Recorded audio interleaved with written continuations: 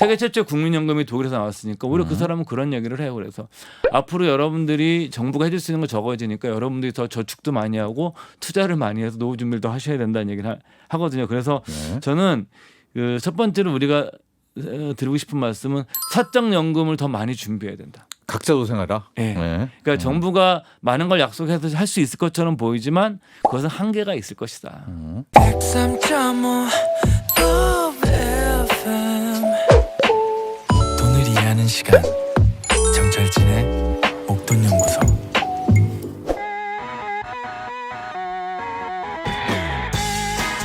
투자를 할 때도요. 이런저런 다양한 지식이 많은 도움이 됩니다.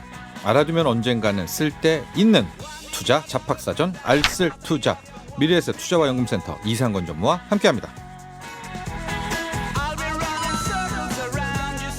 네, 미래에셋 이상건 전무 스튜디오에 나와 계십니다. 안녕하십니까? 예, 반갑습니다. 4937번님, 이상건 전무님은 외모로 봤을 땐 음주 가무를 전혀 안 하시는 바른 생활 사나이일 것 같은데 실제로는 어떠신지요? 실제로는 무 빼고는 다 하죠. 네. 음주는 하고 네. 노래는 잘 안 하는 노래는 시잖아요? 하긴 하는데 네. 잘 못하죠. 네. 노래 듣는 건 좋아하고 많이 많이 그래서 듣는 것 같아요. 타인의 네. 노래도. 예, 타인의 노래를 듣는 걸 좋아하고 네, 네. 본인의 노래를 하는 거는 네. 제가 좀 박치여가지고 잘 못하는데 네. 가끔 제 고등학교 친구 중에 변호사하는 친구가 있는데 네. 이 친구가 술만 먹으면 그렇게 노래방을 좋아해요. 네. 그래서 둘이 술 먹다가 몇 번 끌려갔는데 네. 그 친구랑 있으면 그 노래방 자주 가게 되죠. 그때도 주로 들으시고요. 그때는 부르죠. 취하면 아하. 이제 제가 또 그 좋아하는 레퍼토리가 있죠. 이때는 뭡니까? 우리 애창곡 김광석 좋아하고 뭐 바람 뭐죠? 서른 즈음에 서른 즈음에 정말 좋아하고 그 노래 어려서부터 일어나도 좋아하지만 그날들 그날들 김광석 씨 노래는 아마 거의 다 제가 다 섭렵합니까? 거의 다 알죠.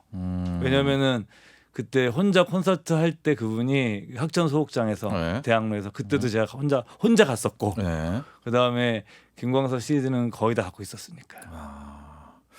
하나만 뽑으라면은 제가 제일 좋아하는 노래는 서른 즈음에 두 번째 그날들. 그날 뭐 잊어야 한다는 마음으로 이런 노래도 좋아합니다. 네. 좋네요. 네. 김광석. 한번 우리 김광석 특집도 한번 저도 좀 좋아하거든요. 네. 제가 뭐 음악 세계는 잘 모르지만 뭐 저는 좀 안 알려준 노래 중에서 네. 너무 깊이 생각하지 마. 너무 깊이 생각하지 마. 네. 예. 아세요? 알죠. 네. 네. 혼자 있는 밤 이런 혼자만의 그쵸. 밤인가? 혼자 예, 있는 밤. 혼자 남은 밤. 혼자 남은 밤. 네. 그 노래도 제가 좋아하는 노래죠. 예. 알겠습니다. 자, 여기까지 하고 우리 오늘은 어떤 주제인가요? 그 지난 5월 25일 날 그 테슬라의 CEO 일론 머스크죠. 네. 이 사람이 자신의 트위터를 통해서 우리나라를 언급했어요. 네.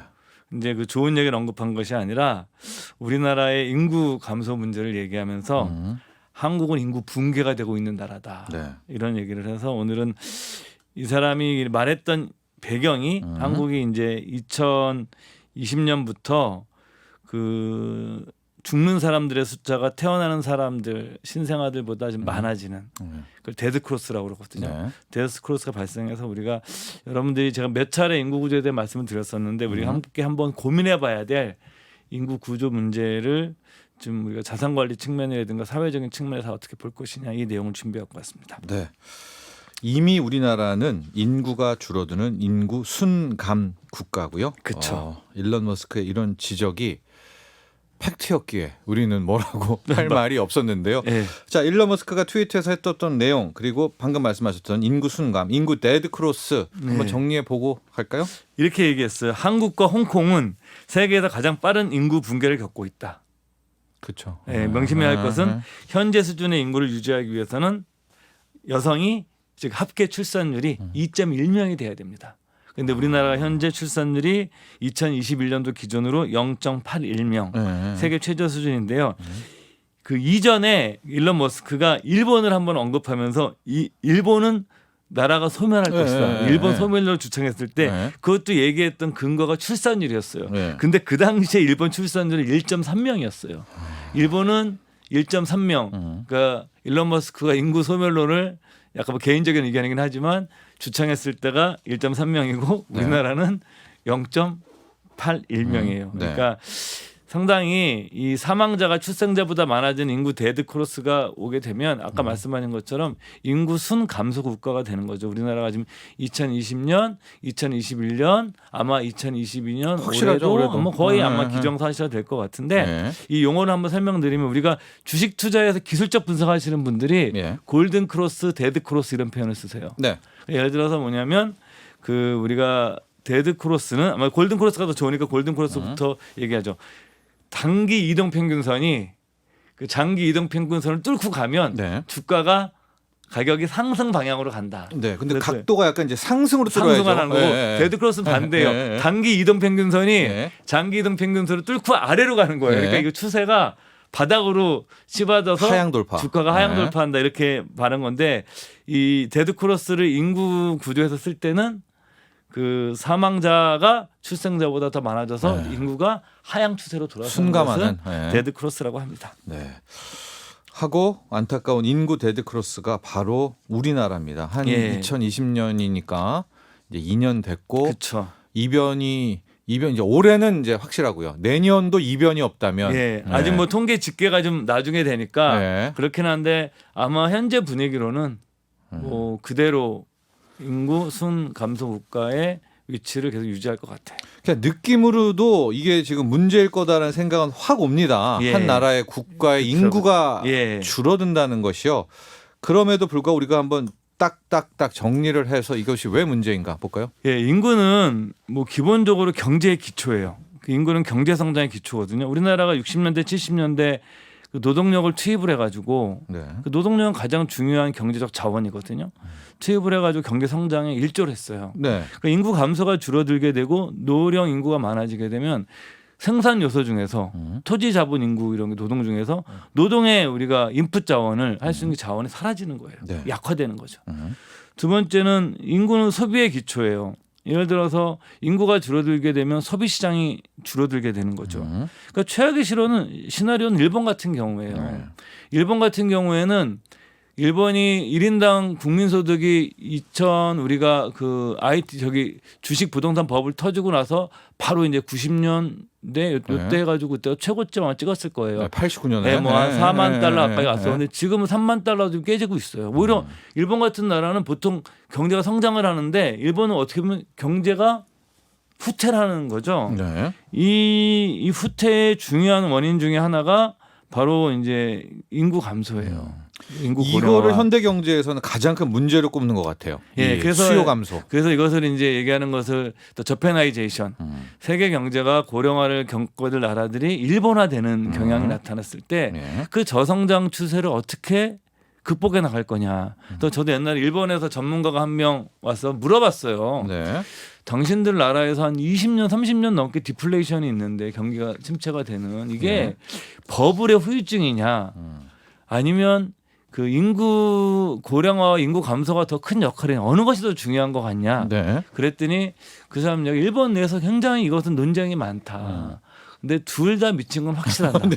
이런 얘기를 하더라고요. 자기들 이거 어떤 것이 앞선다긴 못하지만 네. 그런 얘기를 하는 거고 이 인구 감소가 되게 되면 요즘 이제 한국 사회에서 굉장히 많이 사람들이 관심을 가지시는 양극화 문제가 고령화는 제가 늘 말씀드리지만 고령화 인구 감소는 양극화를 촉진시켜 나갑니다. 네네. 그 가장 그 위험한 것은 뭐냐면은 그 이 지방 도시의 약화예요. 이게 먼저 줄어드는 것은 도시부터 줄어드는 것이 아니라 예. 농촌부터 줄어들고 또 도시 중에서도 뭐냐면 소도시부터 줄어들고 예. 맨 마지막에서 만약에 극단적으로 이런 얘기도 하거든요. 어떤 학자는 대한민국이 막 인구 감소로 소멸하게 되면 맨 마지막에 소멸할 곳이 바로 서울이다. 네. 이런 얘기를 하는데 이렇게 되면은 지방 같은 경우는 그 인구 감소가 되면 일자리도 많지 않잖아요. 네. 그럼 일자리가 없으면 지방 정부에서는 세금을 못 걷어요. 지방 네. 정부는 기업이 들어와서 법인세를 내고 개인들이 들어와서 재산세를 내야지만 지방 정부 재정을 충당할 수가 있는 건데 네.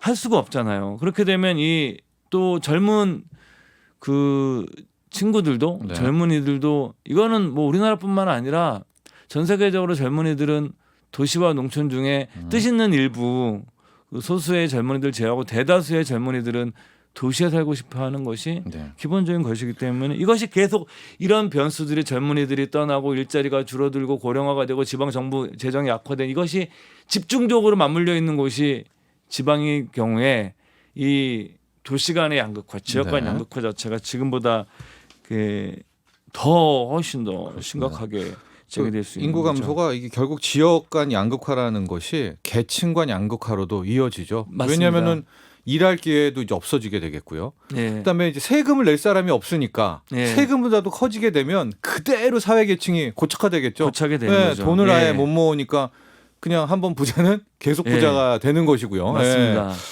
그래서 이 통계청 측에도 한번 소개해드리면 2050년까지 수도권 인구도 줄어요. 네. 주는데 오히려 비중은 늘어나는 거죠. 왜 그러냐면 다른 지역의 감소세가 더 크니까 심화되고 네, 네. 그리고 이제 우리가 이 사망자 통계 같은 거를 보게 되면 노년 빈곤층 사망자들이 더 많아요. 네.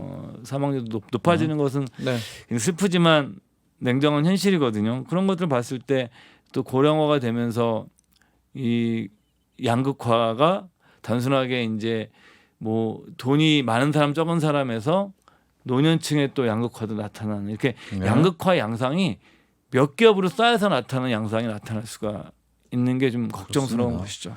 하고 기본적으로 인구 감소는 수요가 줄어드는 거니까 가장 우리의 이게- 기회라는 자체도 줄어드는 것이고 그렇죠. 가장 무서워하는 것 자체가 그 기업이나 이런 입장에서 가장 중요한 게 그 말씀하신 것처럼 인구 감소로 인한 수요의 위축이죠. 예. 네. 그렇게 되면 기회를 잃게 되니까 뭘 꿈을 꾸겠습니까? 그쵸. 예, 그렇게 되는데 그래서 저는 흔히 네. 하는 얘기를 저는 개인적으로 이런 표현을 쓰는데 저성장은 그 청년층의 꿈을 거세하는 사회가 될 수도 있다. 네. 그러니까 잘 극복해내지 않으면. 예. 예.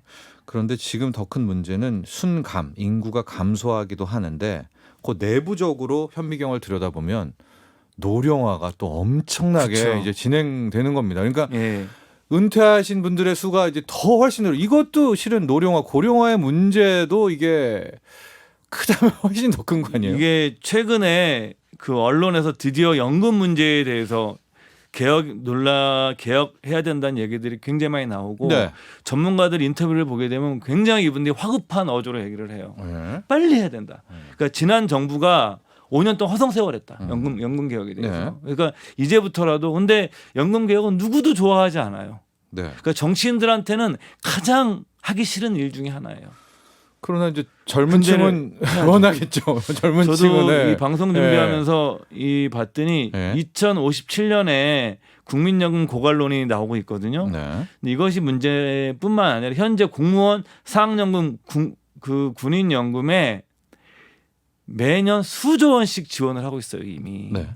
우리가 세금으로요. 예, 네. 이게 공무원이나 사학연금이나 군인연금이 수조 원씩 지금 하고 있고 여기에 국민연금까지 만약에 계속 돈을 세금으로 넣어야 된다 그러면은 과연 이거를 사회가 감당해낼 수 있을까? 그러니까 지금 현재 그래서 지금 이 연금 전문가들이 얘기하는 것은 네. 국민연금 개혁만 얘기하는 게 아니에요. 공무원 연금, 사학연금, 군인연금 포함해서 우리나라 사회의 전체적인 연금 제도를 지금 현재 개혁을 하지 않으면 네. 그 후배 세대들에게 너무 많은 짐을 주어지게 될 것이다. 근데 일본이나 지금 스웨덴 같은 나라들은 연금 개혁을 해요. 네. 근데 연금 개혁은 여러분들 다 아시다시피 두 가지예요. 네. 지금 우리가 국민연금을 8% 내거든요. 9% 내죠. 직장 다니시는 분들은 4.5%는 내 월급에서 내고 회사가 4.5% 네. 좀 5% 회사 내주고 네. 그냥 뭐 자영업하시는 분들은 9%를 내가 다 내셔야 되거든요. 네네.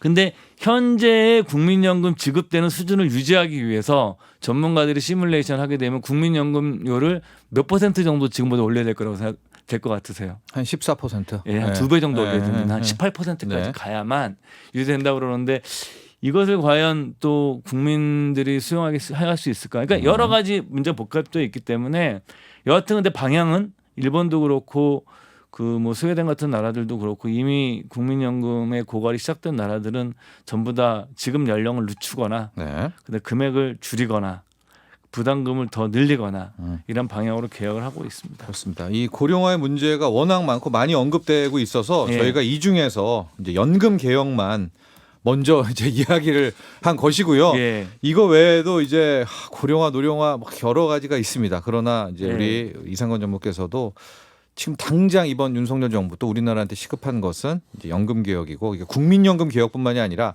다 합쳐야 된다는 거죠. 사회 전체적으로 한번 봐야 된다는 거죠. 공무원 이제 연금, 한번. 예. 사학연금 모든 것을 점검해야 될 시기가 왔다는 거예요. 네. 예, 인구가 우리가 데드크로스 직면했기 때문에. 자, 인구 순환 문제를 해결하는 가장 좋은 방법은 출생률을 높이면 되겠지만요. 출산을 예. 이것은 일단 번외로 하겠습니다. 이거는 우리가 하려고 지금 예. 몇십 년을 했잖아요. 2005년도부터 네. 저출산 고령위원회 만들어서 거의 400조 원 가까운 돈을 썼어요. 예. 근데 거의 지금 20년 가까이 돈 400조를 넘게 썼음에도 불구하고 나아진 것이 하나도 없어요. 그러니까 저는 개인적으로 제가 그쪽 전문가는 아니기 때문에 뭐 드릴 말씀은 없지만 네.